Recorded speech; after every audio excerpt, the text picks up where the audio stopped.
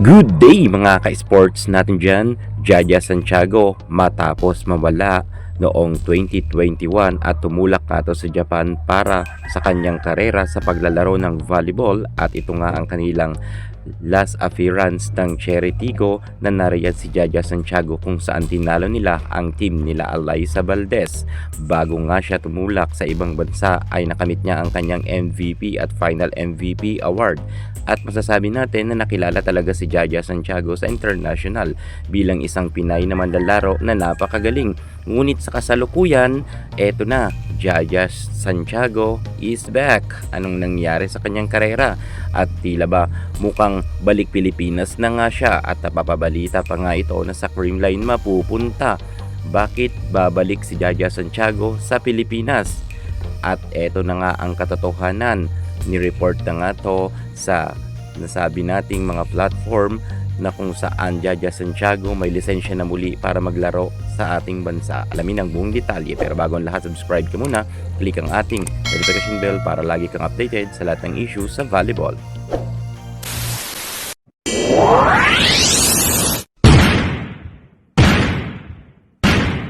Pagdating sa susunod na mga conference dito sa Pilipinas ay maraming mababago sa paglalaro sa mundo ng volleyball. Alam nyo ba kung bakit?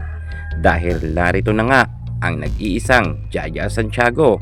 So masasabi ko na isa talaga si Jaja Santiago sa mga pinakamalaking threat para sa ibang team, at sure tayo na marami siyang papahirapan na mga manlalaro.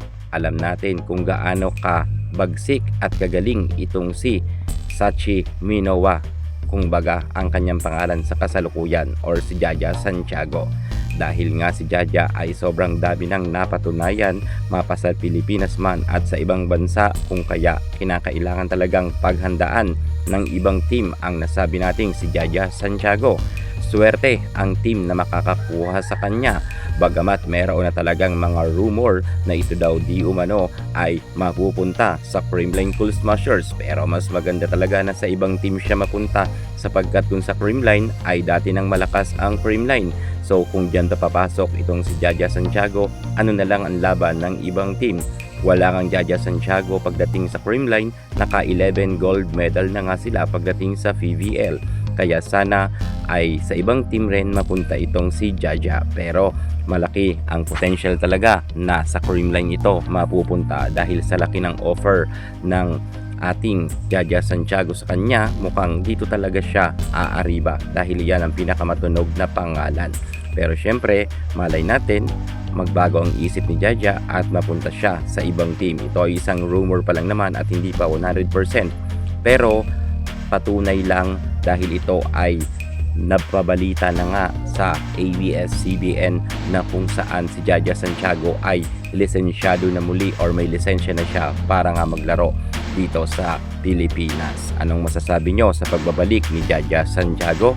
Talaga bang mga ngapumote na ang ibang team dahil sa kanyang pagbabalik?